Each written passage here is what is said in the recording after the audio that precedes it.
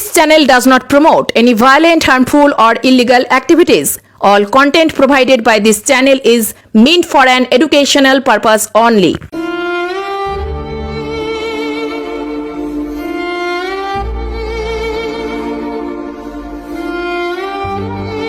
Air ইন্ডিয়ার একটি flight AI-171 আহমেদাবাদের Sardar Vallabhbhai Patel আন্তর্জাতিক বিমানবন্দর থেকে উড্ডয়নের কয়েক মিনিটের মধ্যে বিধ্বস্ত হয়। লন্ডন গ্যাটউইকগামী এই বিমানটি বিমানবন্দরের কাছে মেঘানীনগর এলাকায় ভেঙে পড়ে, যা একটি ভয়াবহ বিমান দুর্ঘটনার সাক্ষী হয়ে রইল। এই ঘটনার প্রতিটি প্রযুক্তিগত দিককে তুলে ধরা হলো। ফ্লাইট এবং এয়ারক্রাফটের বিবরণ।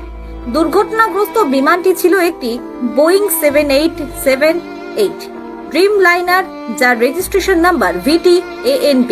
এটি এয়ার ইন্ডিয়ার ফ্লাইট নাম্বার AI-171 হিসেবে আহমেদাবাদ AMD থেকে লন্ডন গ্যাটউইক LGW যাচ্ছিল। বিমানটিতে মোট 242 জন আরোহী ছিলেন, যার মধ্যে 230 জন যাত্রী এবং 12 জন ক্রু সদস্য। বিমানটির পরিচালনার দায়িত্বে ছিলেন ক্যাপ্টেন সুমিত সাবারওয়াল, যার 8200 ঘন্টারও বেশি উড়ানের অভিজ্ঞতা ছিল, এবং ফার্স্ট অফিসার ক্লাইভ কুন্দর, যার 1100 ঘন্টার উড়ানের অভিজ্ঞতা ছিল। এটি বোয়িং 787 ড্রিমলাইনারের ইতিহাসে প্রথম মারাত্মক দুর্ঘটনা। দুর্ঘটনার সময়ক্রম এবং প্রযুক্তিগত ডেটা। ফ্লাইটটি ভারতীয় সময় দুপুর প্রায় 1:38 আহমেদাবাদ বিমানবন্দরের রানওয়ে 23 থেকে টেক অফ করে।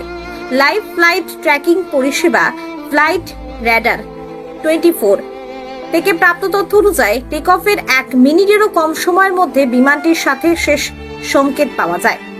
ভারতীয় সময় ঠিক দুপুর 1:38:50 প্রমাণ বিমানটি বিধ্বস্ত হয়।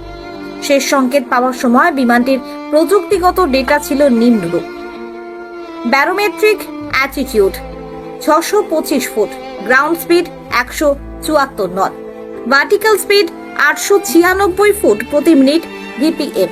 এই ডেটা থেকে স্পষ্ট যে বিমানটি টেক অফের ঠিক পরে, অর্থাৎ ইন্টেরিয়াল ক্লাইম পর্যায়ে থাকাকালীন একটি মারাত্মক সমস্যার সম্মুখীন হয়েছিল। বিমানটি খুব বেশি উচ্চতায় পৌঁছাতে পারেনি, এর গতিও অস্বাভাবিক ছিল।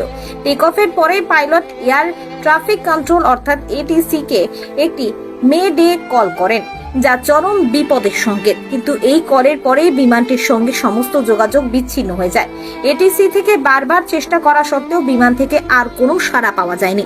তদন্তকারী দল এখন বিমানের দুটি blank box, flight data recorder FDR এবং ককপিট ভয়েস রেকর্ডার CVR উদ্ধারের চেষ্টা করছে। VFDR থেকে বিমানের শত শত প্যারামিটারের যেমন গতি, উচ্চতা, engine performance control input second by second তথ্য পাওয়া যাবে। অন্যদিকে CVR থেকে ককপিটের ভিতরে শেষ মুহূর্তের কথোপকথন এবং অন্যান্য শব্দ শোনা যাবে। এই দুটি ডিভাইস দুর্ঘটনার আসল কারণ নির্ধারণের জন্য সবচেয়ে গুরুত্বপূর্ণ প্রমাণ হিসেবে কাজ করবে। সম্পূর্ণ তদন্ত শেষ না হওয়া পর্যন্ত দুর্ঘটনার আসল কারণ সম্পর্কে নিশ্চিতভাবে কিছু বলা সম্ভব নয়। জাহাঙ্গীর বাদশাহ রিপোর্ট, JB লাইভ নিউজ।